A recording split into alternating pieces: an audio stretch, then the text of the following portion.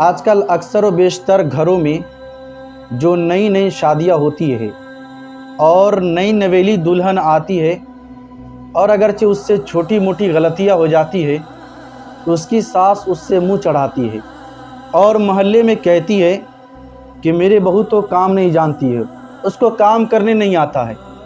और अगरचे शौहर से किसी चीज़ के लिए फरमाइश कर देती है कि हमें वो चाहिए, हमें वो चाहिए, हमें ये चाहिए। इस तरह की अगरचे नई नवेली दुल्हन फरमाइश करती है तो सास इससे भी जलती है और मोहल्ले में ढिंढोरा पीटती है कि मेरी बहू तो ये तरह तरह की सामान फरमाइश करती है, नई नवेली है और नए नए नखरे हैं, तरह तरह की सामान के लिए फरमाइश करती है। यहीं से सास और बहू में दरार पैदा हो जाती है। और ये बात सच है कि अगरचे कोई भी सास किसी के बेटी को अपनी बेटी नहीं समझेगी, फिर वो किसी और की बेटी अपने सास को अपनी माँ की तरह नहीं समझ पाएगी। इसलिए सास को भी छोटी मोटी गलतियाँ बहू का बर्दाश्त करना चाहिए और बहू भी उसके सास अगरचे दो चार गालियाँ या दो चार कोई ऐसे नाजेबा कलमात कह दे, कोई जुमला कह दे, तो बहू को चाहिए कि बर्दाश्त करे। एक शरीफ लड़की थी और शरीफ ख़ानदान के शरीफ घराने की वो लड़की थी और उसके सास, उसके शौहर और उसके ससुर हमेशा ये लोग इस लड़की को परेशान किया करते थे, चैन से जीने नहीं देते थे। ये लड़की हमेशा परेशान रहती थी, हमेशा तकलीफ़, हमेशा मुसीबतें झेला करती थी और सास हमेशा गालियाँ देती थी, नाज़ेबा कलमात कहती थी जिससे बहू के दिल में ठेस पहुँचे, तकलीफ़ पहुँचे।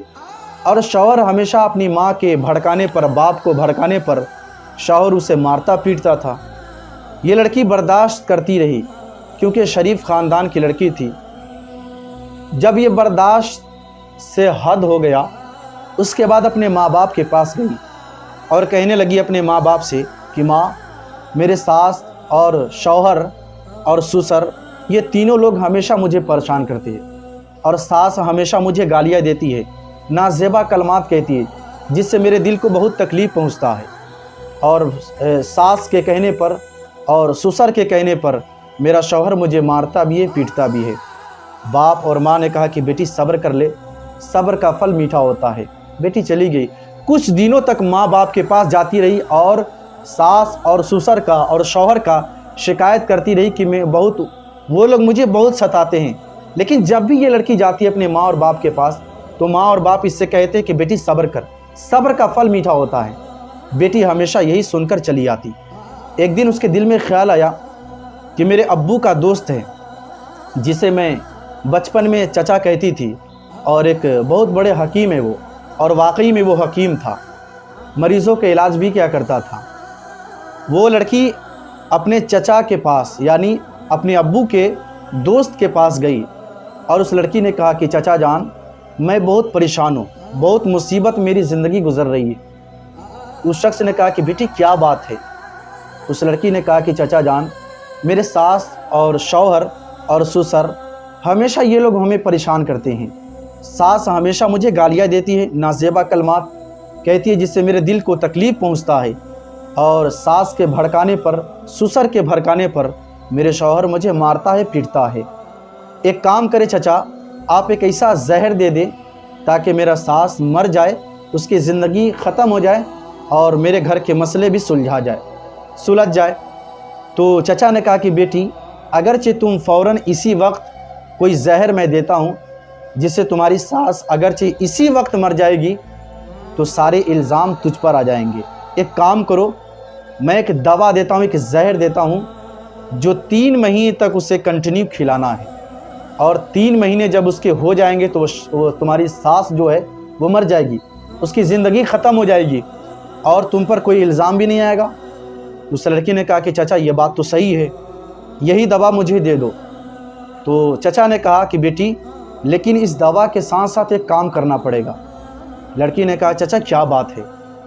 तो उस शख्स ने कहा कि बेटी, सुबह और शाम और दोपहर खाने में जहर मिलाकर अपने सास को खिलाना है और रोज़ाना रात और दिन को अपने सास की कदर करना है, उसके पाँव दबाना है, पानी मांगे तो पानी देना है, खाना मांगे तो खाना देना है, ज़रूरियात सामान के लिए जो जो चीज़ के लिए वो तलब करे तुम्हें वो तलब करने से पहले ही तुझे पहुंचा देना है।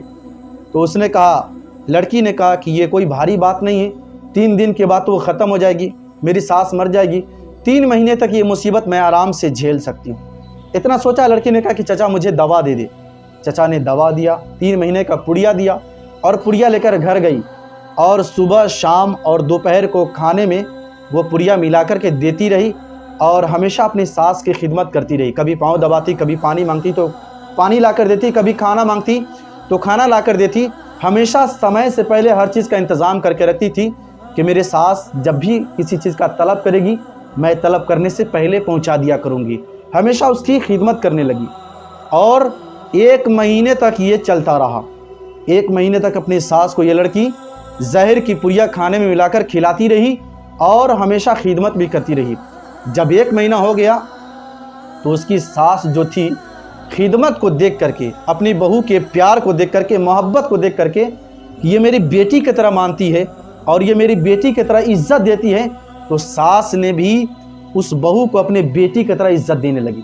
उस बहू को अपनी बेटी की तरह इज्जत देने लगी और दोनों के अंदर जब बेतहाशा मोहब्बत हो गई और मोहब्बत बढ़ती चली जा रही थी, पता ही नहीं चलता था कि सास और बहू है, बल्कि ऐसा एहसास होता था कि दोनों माँ बेटी है। इतनी गहरी मोहब्बत हो गई दोनों के अंदर, सास बहू के अंदर इतनी गहरी मोहब्बत हो गई।